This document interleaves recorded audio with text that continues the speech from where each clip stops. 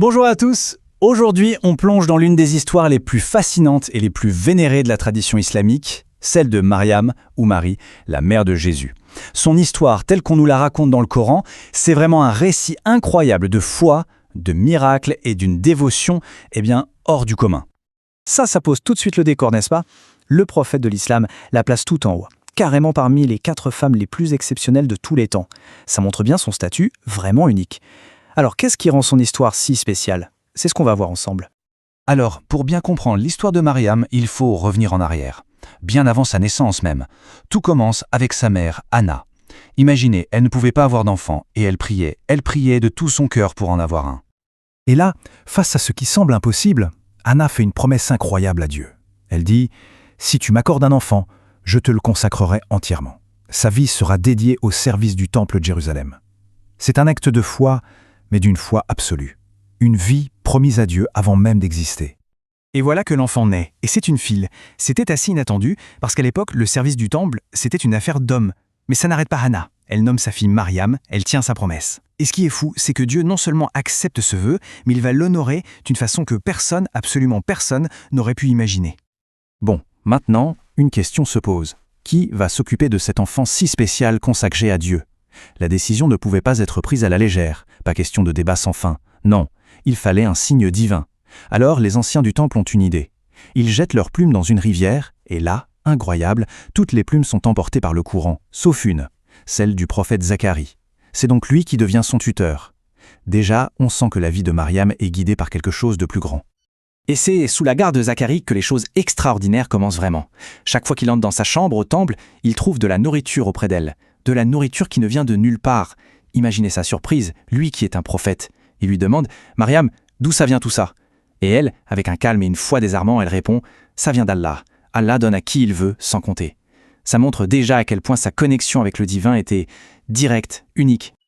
Ok, ces premiers miracles, cette faveur divine, ce n'était en fait qu'une introduction, une préparation pour le moment qui allait absolument tout changer.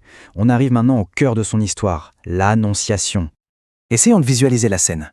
Mariam est seule. Elle s'est retirée du monde pour se consacrer à la prière.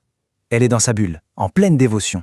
Et c'est là, dans ce moment de calme et de solitude absolue, que soudain, quelqu'un apparaît devant elle. Un être qui a l'apparence d'un homme, un homme parfait. Et sa réaction, ce n'est pas la peur ni la curiosité, non. Sa toute première réaction, c'est un réflexe de pureté. Face à cet étranger, son premier instinct, c'est de chercher la protection de Dieu. Ça, en une seule phrase, ça nous dit tout sur sa piété, sur qui elle est. L'être la rassure immédiatement. Il révèle qui il est. « Je ne suis qu'un messager de ton Seigneur. » Et il lui annonce sa mission, lui apporter la nouvelle d'un garçon pur. Ce n'est pas juste une visite, c'est une annonce qui va changer la face du monde. Là, évidemment, Mariam est sous le choc. Sa question est on ne peut plus logique et très humaine. Comment pourrais-je avoir un enfant alors qu'aucun homme ne m'a jamais approché? Attention, ce n'est pas un doute sur le pouvoir de Dieu. C'est juste de la confusion pure et simple face à quelque chose qui dépasse l'entendement. Elle essaye de comprendre l'incompréhensible tout en réaffirmant sa pureté. Et la réponse de l'ange va au-delà de toute logique humaine. En gros, il lui dit « Pour ton Seigneur, c'est facile. Ce qui nous paraît impossible est simple pour Dieu. Et cet enfant, il ne sera pas juste un miracle. Non, il sera un signe pour l'humanité entière. » Et puis il conclut en disant que la décision est déjà prise.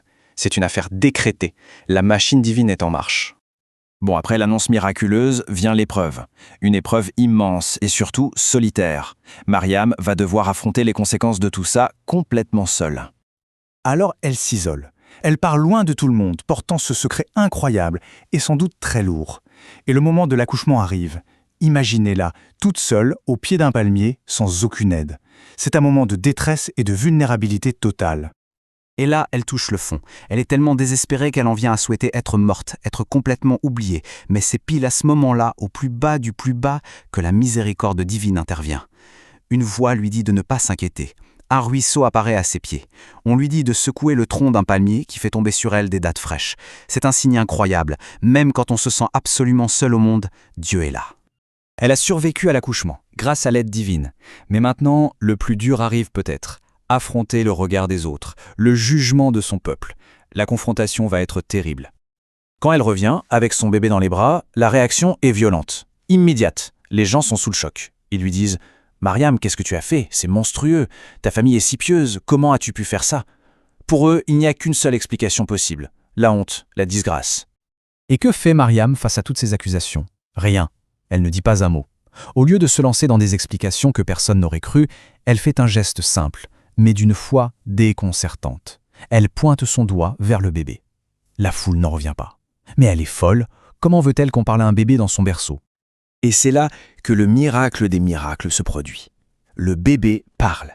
Depuis son berceau, le nouveau-né Jésus prend la parole. Et il ne fait pas que défendre sa mère, non. Il annonce sa propre identité, sa mission de prophète. C'est la preuve ultime, la justification éclatante pour Mariam et la toute première affirmation de qui est son fils. Ce miracle-là, il scelle son statut pour l'éternité. Pour finir, résumons un peu la place vraiment à part qu'occupe Mariam dans la tradition islamique. On lui donne un titre très spécial, El Siddiqa, ça veut dire la véridique, ou celle qui croit sincèrement. Ce n'est pas juste un compliment, c'est un titre qui définit son essence même, une femme dont la foi était tellement pure, tellement forte, qu'elle a cru quand tout le monde aurait douté. Elle n'a jamais vacillé.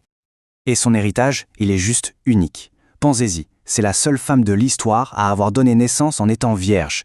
C'est aussi la seule femme qui a un chapitre entier du Coran qui porte son nom. Elle fait partie des 4 femmes considérées comme parfaites. Et, chose essentielle, elle et son fils sont décrits comme étant un signe pour tous les mondes. On termine donc sur cette idée. Toute sa vie est présentée comme un signe divin. Mais un signe de quoi au juste? Un signe de la puissance de Dieu qui peut faire fi des lois de la nature? Un signe que la patience et la foi sont toujours récompensées? Ou peut-être le signe de la force incroyable qu'une femme peut puiser dans sa foi, même seule contre tous? C'est la grande question que son histoire nous laisse, une réflexion à continuer.